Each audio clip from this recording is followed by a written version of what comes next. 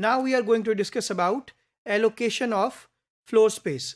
किसी भी retail store के अंदर जो भी स्टोर की स्पेस है, जो भी फ्लोर की स्पेस है, उसको डिफरेंट तरीके से कैटेगराइज्ड कर दिया जाता है। This space which is allocated for customers, space which is allocated for stocks, space which is allocated for selling area, selling space, और फॉर द कस्टमर परस्पेक्टिव। तो हमारे पास 4 तरह की स्पेस टाइप्स हैं। सबसे पहले सेलिंग स्पेस, ये वो एरिया है स्टोर के अंदर जहां पर प्रोडक्ट्स को सेल करने के लिए डिस्प्ले किया जाता है।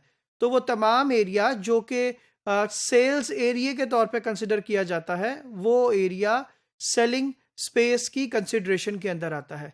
स्टोर के अंदर सबसे ज़्यादा प्रोडक्टिव एरिया सेलिंग स्पेस कहलाता है, सेलिंग एरिया कहलाता है, क्योंकि ये वो एक्चुअल एरिया है जहां से एक प्रोडक्ट सेल हो रही है, एक गुड्स एंड सर्विसेज कस्टमर जो है वो लिफ्ट कर रहा है। इसी तरीके से दूसरी तरह की स्पेस जो हम एलोकेट करते हैं, that is for the merchandise.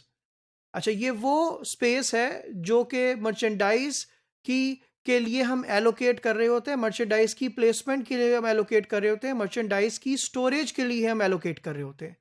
तो what store has to do कि उसको कोई ना कोई इन्वेंट्री मैनेज करनी है ताकि शेल्फ की रिप्लेनिशमेंट प्रॉपर तरीके से हो सके और कस्टमर को प्रोडक्ट्स टाइमली दी जा सके।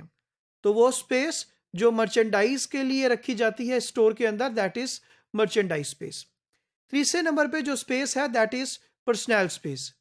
2 तरह के फैक्टर्स इसके अंदर हैं। ये वो स्पेस है जो कि आप अपने पर्सनल्स के लिए, अपनी टीम के लिए आपके स्टोर के अंदर है। बेशक वो ऑफिस एरिया की शक्ल में है, बेशक वो उनके कैबिन्स की शक्ल में है, बेशक वो उसके रैक्स की शक्ल में है जहाँ पे वो एम्प्लॉय डेस्क है जिसके ऊपर एम्प्लॉय की प्रेजेंस है, या वो एंट्रेंस एरिया है जहाँ पर एम्प्लॉय जो है वो मौजूद है कस्टमर को वेलकम करने के लिए। सो वो तमाम पर्सनल एरिया जहाँ पर there are only personals available, even security office also. So ये space has been allocated for the personal specifically. और 4th तरह की जो स्पेस की टाइप है, जो एलोकेशन है, वो की जाती है as per the customer space. वो space which is been kept for the customer in the retail store.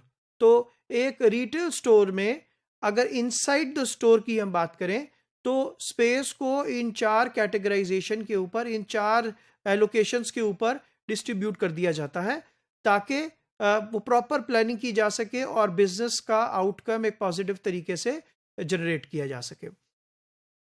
अगर हम एक एग्जांपल की बात करते हैं तो how a supermarket uses a straight line traffic pattern, इसको नॉर्मली हम ग्रिड आयरन मेथड भी कहते हैं।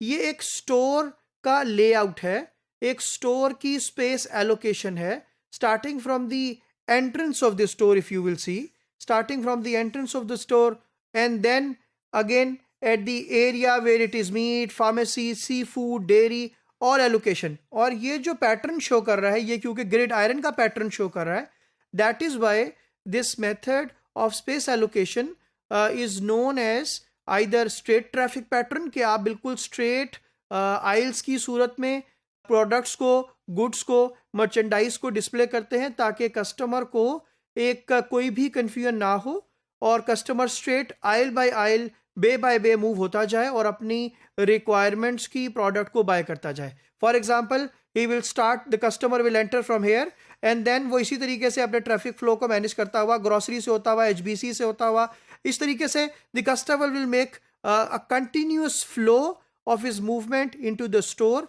ताकि वो अपनी जो ग्रोसरी आइटम्स हैं, अपनी जो शॉपिंग है, अपना जो एक्सपीरियंस है, वो स्टोर से ले सके and then customer will be checking out from the store. इसी तरीके से अगर हम बात करते हैं एक डिपार्टमेंट स्टोर की, जो कि अगर किसी फ्री फ्लो मेथड की हम बात करते हैं या कर्व मेथड की बात करते हैं, सो हमारे पास एक इस तरह का एक लेआउट नजर आता है जो कि आपके सामने रिफ्लेक्टिव है। अच्छा, इसको अंदर क्या लिखा है ये पढ़ने से ज्यादा इंपॉर्टेंट बात समझना ये जरूरी है कि actually it is a free flow. अच्छा, फ्री फ्लो क्या है कि कस्टमर को जो स्टोर का लेआउट है वो इस तरीके से डिजाइन किया जाता है ताकि कस्टमर एक इजीली फ्लो में किसी भी डिपार्टमेंट से इजीली किसी भी डिपार्टमेंट में चला जाए। ऐसा नहीं है उसको सीक्वेंशली 1 बाय 1 सारे डिपार्टमेंट से होके जाना पड़ेगा। So free flow movement in the store, इसको कर्विंग ट्रैफिक पैटर्न भी कहते हैं इस लेआउट को, ताकि कस्टमर को कन्वीनियंस हो, वो स्टोर में एंट्रेंस होने के साथ साथ वो बड़े आराम से किसी भी डिपार्टमेंट में किसी भी फ्लो में होता हुआ ही कैन मूव अराउंड और जो भी उसको प्रोडक्ट की रिक्वायरमेंट है वो ले सके, उसको वो हासिल कर सके। फिर हम ये देखते हैं कि कौन कौन सी ऐसी ग्रुपिंग टाइप्स हैं जिनकी बेसिस के ऊपर एक स्टोर के अंदर प्रोडक्ट्स को ग्रुप किया जाता है, रखा जाता है, प्लेस किया जाता है, ताकि कस्टमर को, जो बेशक वो स्ट्रेट लाइन मेथड फॉलो हो रहा हो, बेशक वो कर्व मेथड फॉलो हो रहा हो, कस्टमर की कन्वीनियंस लेवल क्या होगा on the basis of this grouping types. तो सबसे पहले हमारे पास है functional product grouping. So products are group together on the basis of their function. For example all products, जो कि फॉर एग्जांपल अगर हम एयर कंडीशनिंग की बात करते हैं, सो सारी एयर कंडीशनिंग की product would be on one side. अगर हम वॉशिंग मशीन के हवाले से बात करेंगे, क्लीनिंग के हवाले से बात करेंगे, तो all cleaning related product would be on the other side. तो all heating related products will be on the other side. So on the basis of their function, if the products are grouped together into the store, ये कहलाता है functional product grouping. इसी तरीके से जो दूसरी grouping हमारे पास है, that is purchase motivation grouping. So जब कस्टमर किसी प्रोडक्ट को बाय करने के लिए आता है तो उसकी प्रोडक्ट की परचेज मोटिवेशन क्या है।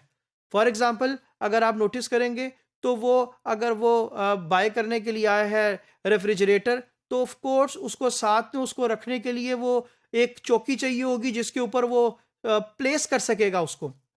तो ये कस्टमर की मोटिवेशन है, उसको स्टेबलाइजर चाहिए होगा ताकि उसका वो रेफ्रिजरेटर, उसका वो फ्रिज खराब ना हो। तो ये वो कस्टमर की मोटिवेशन है, प्रोडक्ट मोटिवेशन है, जो कि आपको रिटेलर को इनकरेज करती है कि वो मोटिवेट हो और उस तरीके से प्रोडक्ट की ग्रुपिंग करें। थर्ड लेवल पे जो हमारे पास है that is market segment product grouping.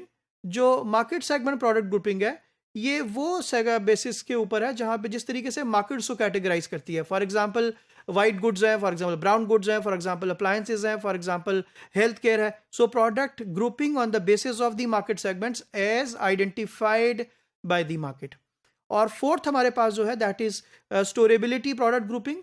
ये वो प्रोडक्ट ग्रुपिंग है कि जहां पर जिस तरीके से प्रोडक्ट को स्टोरेज किया जाता है। फॉर एग्जांपल फिश को अलग स्टोरेज किया जाता है, मीट को अलग स्टोरेज किया जाता है, चिकन को अलग स्टोर किया जाता है। तो on the basis of the storage type of the product, ताकि कंटामिनेशन ना हो, प्रोडक्ट को डिस्प्ले किया जा सकता है। तो वो ये 4 ग्रुपिंग टाइप्स हैं हमारे पास इस कॉन्सेप्ट को समझने के लिए।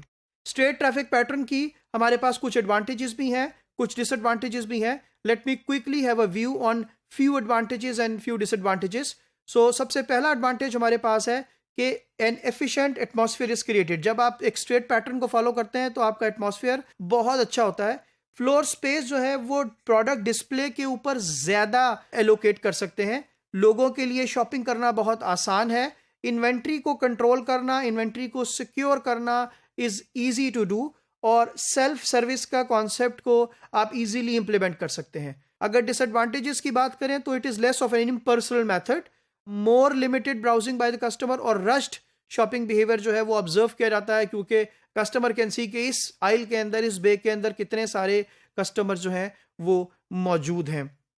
एग्जाम्पल हमारे पास पिगली विगली की ओपन ट्रैफिक डिज़ाइन की है, आपके सामने है। तो हमारे पास एक ओपन ट्रैफिक मेथड जो है वो बहुत आसानी से कस्टमर को ये आइडेंटिफाई कर देता है कि आपको स्टोर में कहाँ क्या प्रोडक्ट पड़ी हुई है। You can easily go and you can by this product.